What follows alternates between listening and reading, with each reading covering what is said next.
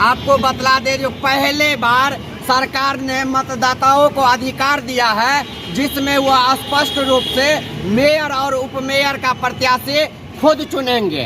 पहले इस तरह की व्यवस्था नहीं था, जिसके कारण अभी दरभंगा शहर में पूरा माहौल जो है सो पूरा चुनावी माहौल गर्म है और सभी प्रत्याशी पूरा प्रचार में पूरी ताकत झोंके हुए हैं। और अभी हम आ चुके हैं रीता सिंह जी, जो मेयर के प्रत्याशी हैं और काफ़ी बोल्ड हैं।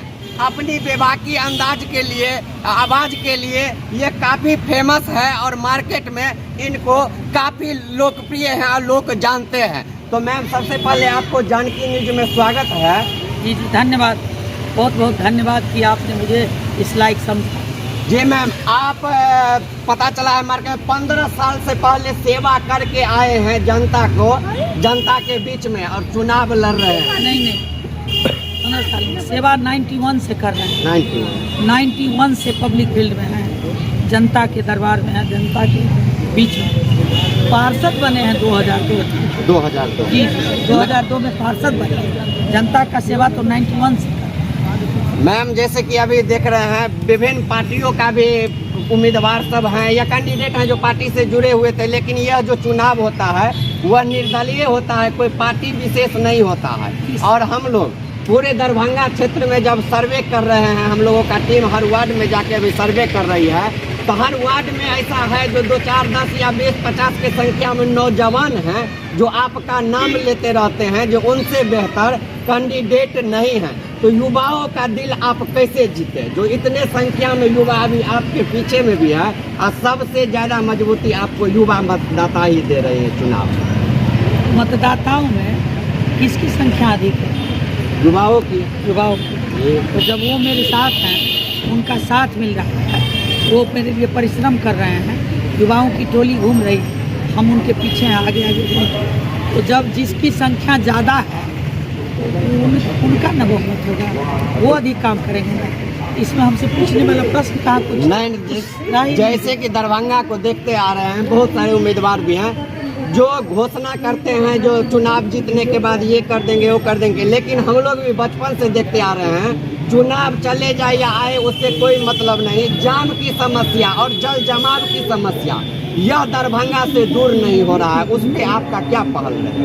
पहले तो हम वार्ड पार्षद के रूप में काम किए। पहली बार मेयर का पद, मुख्य पार्षद का पद का चुनाव जनमानस के हाथ में गया। पहली बार वो चुनेंगे ना। नगर निगम स्तर पे पहली बार हम भी निगम स्तर पे खड़ा हुए, एक वार्ड के पार्षद रहा, निगम स्तर पे, वार्ड स्तर पे काम किए। अस्थायी समिति में, सशक्त अस्थायी समिति में रहने के कारण निर्णय पूरे 148 वार्ड तक के लिए लिए, लेकिन काम तो सिर्फ एक वार्ड तक किए ना, और प्रस्तावित किया, निर्णय लिया पूरे शहर के लिए। हमारा ये कहना होगा कि काम वादा जो करते हैं, ये जो करते हैं भूल जाते हैं, उनसे पूछिए। मेरे कार्यकाल को जा करके समीक्षा करिए, मेरे वार्ड में मेरे लोगों से पूछिए मेरा कार्यकाल कैसा रहा, मैं कैसा काम करती हूँ, कैसा काम की हूँ, लोग जानते हैं मेरे बारे में। तब तो आप ही ने कहा है कि युवा है, मेरे साथ युवा भी हैं, माताएं हैं, बहनें हैं, बुजुर्ग हैं, सबका आशीर्वाद, सबका प्यार मिल रहा है। घर में जाती हूँ, दरवाजे पर जाती हूँ, सबसे बात करती हूँ, सबकी समस्या सुनती हूँ। सबका साथ है, सिर्फ युवाओं का साथ नहीं है। एक युवा कोई निर्णय लेता है कि हाँ संख्या युवाओं का अधिक है, संख्या युवाओं का अधिक है, तो हम वादा, पहले काम जो मेरा कार्यकाल है उस कार्यकाल को उठा के देखिए। और यदि यहाँ के मतदाताओं ने, यहाँ के लोगों ने मुझे काम करने का निगम स्तर पे दिया मौका, तो वार्ड स्तर पे जब इतना कार्य हुआ है, तो आपको लगता है निगम स्तर पे नहीं होगा काम? लोगों को भरोसा है, लोगों को विश्वास है, कौन काम करने वाला है और कौन बोलने वाला है। कम बोलना, ज़्यादा समझना ही समझदारी है। काम करते रहना चाहिए। काम करने वाले लोग झूठा वादा नहीं करते। मैं काम में विश्वास करता हूँ। जाम की समस्या आपने की है, मैंने अभी भी कहा है, जाम की समस्या तब तक नहीं दूर होगी जब तक जो वाहन 2 चक्के हो, 2 पहिया हो या 4 पहिया, जब तक उनके लिए पार्किंग स्थल का इंतजाम नहीं किया जाएगा, जब तक वहाँ गाड़ी लगाने का, जो मार्केट जाते हैं, लोग ऑफिस जाते हैं, कहीं पार्किंग स्थल नहीं है, कहीं पार्किंग स्थल नहीं है, जब तक गाड़ी लगा देते हैं, ठीक है, उसका मास्टर उसका भी प्लान बना के काम करता होता है। छोटा जगह हो या बड़ा जगह हो, वहाँ आपको छोटे छोटे टुकड़े में भी गाड़ी लगाने का इंतजाम किया जाएगा। सड़क को चौड़ीकरण किया जाएगा। गाड़ी की संख्या बढ़ती गई, सड़क की चौड़ाई घटती गई, उसको चौड़ीकरण किया जाएगा। ठीक है। उसके बाद जो सड़क पर मेरे भाई बंधु बैठते हैं रोजगार करने के लिए, रोजी रोटी के लिए, उनके लिए वेटिंग जोन बनाया जाएगा। वहाँ उनके व्यवसाय का व्यवस्था किया जाएगा, क्योंकि उनका परिवार भी चलना चाहिए। जो गरीब है वो ठेला लगाते हैं, वो खंचा लगाते हैं, वो छोटा छोटा व्यवसाय करते हैं, चट्टी बिछा करके, बोरा बिछा करके, उनके लिए भी मास्टर जोन होगा। उसमें बैठा करके उनका व्यवसाय का जगह दिया जाएगा। तब जाम की समस्या से वो भी मेरे भाई हैं, वो बंधु हैं, जो यहाँ के नागरिक हैं, सब मेरे परिवार हैं, सब मेरे भाई हैं, सब मेरे समाज हैं, सब मेरे भाई बंधु हैं। जी जी मैम, और एक चीज़ विकास पे हुआ बात, शिक्षा को लेके हम आपसे पूछना चाहते हैं। आज जो दरभंगा ही नहीं पूरा बिहार में शिक्षा व्यवस्था का स्थिति दयनीय है। यदि आपके पास औकात है, आर्थिक स्थिति ठीक है, तो आप अपने बच्चे को प्राइवेट स्कूल में पढ़ाएंगे, लेकिन अभी भी 90% हम कहेंगे गरीब परिवार के जो बच्चे हैं वो सरकारी स्कूल में जाते हैं। उनको जो खिचड़ी सरकार की तरफ से दिया जाता है वो भी स्वच्छ नहीं रहता है, उसमें कीड़ा मकोड़ा आता है। तो क्या आप जीतने के बाद सरकारी स्कूल को निरीक्षण करके सरकारी स्कूल के जो शिक्षा व्यवस्था चरमराया हुआ है उसको लेकर व्यवस्था में बदलाव करेंगे? देखिए, सब जगह खिचड़ी खराब ही नहीं दिया जाता। ये सरकार का निर्णय किया हुआ है, मध्याह्न भोजन सरकार के आदेशानुसार मध्याह्न भोजन बनता है। जो मॉनिटरिंग करने वाले लोग हैं उनको मॉनिटरिंग करना है। जितना जो चावल देना चाहिए, जो सामान देना चाहिए, वो सामग्री फ्रेश होना चाहिए। ये आपका काम है ना।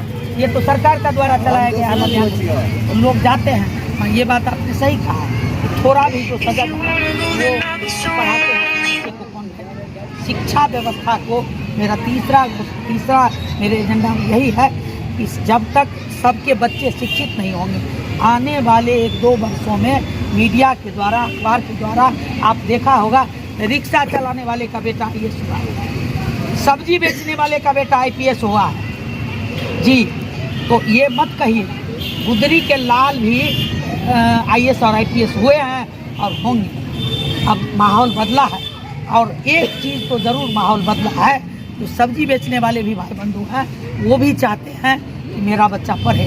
जो छोटे छोटे व्यवसाय करने वाले हैं, जिनको कम आमदनी है, वो भी चाहते हैं कि मेरा बच्चा पढ़े। शिक्षा में सुधार होगा, शिक्षा की गुणवत्ता में सुधार होगा। जब सुधार ही होगा, चौबीसी विकास में शिक्षा भी आता है, सड़क भी आता है, नाला भी आता है, विधि व्यवस्था भी आता है, लॉ एंड ऑर्डर भी आता है, समरस समाज का भी आता है। न कोई बड़ा हो, न कोई छोटा हो, न कोई हिंदू हो, न कोई मुसलमान हो, न कोई गरीब हो, न अमीर हो, सबके साथ बराबर। हाँ, काम करना भी है तो जहाँ ज़्यादा गरीबी है वहाँ काम करने की ज़रूरत है। जहाँ साक्षरता की स्थिति खराब है वहाँ करना है। जो छोटे छोटे व्यवसाय करके उनको बड़े बड़े व्यवसाय से जोड़ना है। जो हमारी माताएं बहनें बैठी हुई घर में, समय का सदुपयोग करेंगे। यदि दोनों लोग मिल के काम करेंगे तो परिवार अच्छा रहेगा, खुशहाल रहेगा, उनके बच्चे को पढ़ाई में दिक्कत नहीं होगा, परिवार चलाने में दिक्कत नहीं होगा। आप सुन लिए, जो देखे किस तरह से बेबाकी से सभी सवालों को जवाब दिया। और आपको बता दे, जो इनका चुनाव चिन्ह भी जो है तो बहुत ही फेमस चुनाव चिन्ह है, चारपाई छाप। जब आप गांव घर में जाएंगे या शहर में भी कहीं जाएंगे तो आपको बैठने के लिए सबसे पहले चारपाई ही दिया जाता है।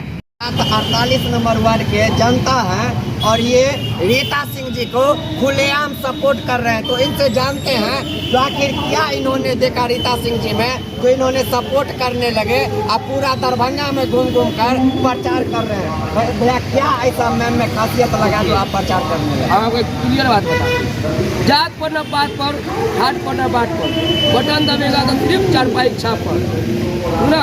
यहाँ हम लोग न जाते न पाते, कुछ नहीं, सब मेरे भाई बंधु है, कोई भेदभाव नहीं है। रीता सिंह जी हमेशा जनता के लिए काम किया, रात हो या दिन हो, कुछ भी रात हो, हमेशा जनता के लिए।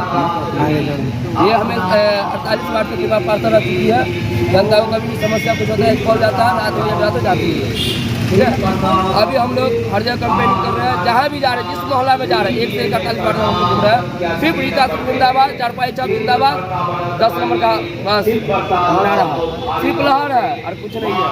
हम सब जनता जानता है, सब हवा हवाई है, सब हवा हवाई से दूर है। इसलिए दूर है कि 12 कैंडिडेट में से 11 कैंडिडेट अपने पति और बेटा के दम पे लड़ रहा है। तो सब जनता जान रहा है, किसी का पति नहीं जाता नगर निगम में काम करने के लिए। बस जब भी कोई भी नगर निगम में काम करेगा तो कैंडिडेट एक सिंगल कैंडिडेट है रीता सिंह जी, जो अपने दम पे, अपने काम के दम पे, युवा साथी के दम पे, माता बहनों के दम पे चुनाव लड़ने जा रही है। हम लोग का जीत तय है, लहर पूरा है और है ना, सिर्फ सिंगल एक रीता सिंह है जो अपने दम पे चुनाव लड़ेगी। ये नगर निगम में बैठेगी, जनता के लिए कुछ काम करेगी। आप देखें इनका भरोसा कितना मजबूत है और कितने कॉन्फिडेंस के साथ कर रही हैं। जो मेयर चुनना है, इनको मेयर पति नहीं चुनना है, ऐसा मेयर चुनना है, रीता सिंह जी को चुनना है, ताकि वो मेयर के कुर्सी पे बैठ के अपने पेन से कुछ ऑर्डर कर सके, कुछ क्षेत्र हित में काम कर सके। आपको सबसे बड़ी जानकारी दे दे, इनका चुनाव चिन्ह चारपाई छाप है और 10 नंबर पे है। करता 10 आप देखेंगे, जब 10 का दम एक साथ आता है तो उसको कोई नहीं हरा सकता है। रीता जी का चुनाव चिन्ह भी चारपाई छाप और नंबर भी 10 है, तो 10 का दम दिखेगा। क्या जनता उनको मत देके उनको नगर निगम में भेजेगी? आप सभी कमेंट करके जरूर बताएं। बहुत बहुत धन्यवाद।